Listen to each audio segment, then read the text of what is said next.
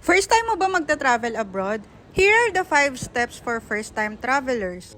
Number 1, make sure to arrive at the airport 3 to 4 hours before your flight. Number 2, make sure your passport is valid. Kung ang expiration ay December 2024, you can only fly until June 2024.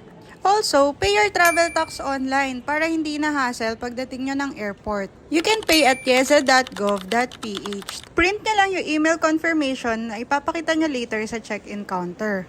Number 3, after paying travel tax, head straight to your airline check-in counter. And kung may kasama kayong kids, don't forget to queue sa special assistance lane para mabilis lang kayo. Sa check-in counter, just submit your passport and your travel tax receipt. Tapos, bibigyan na nila kayo nitong boarding pass. Nakalagay na dyan kung saang gate kayo maghihintay for boarding.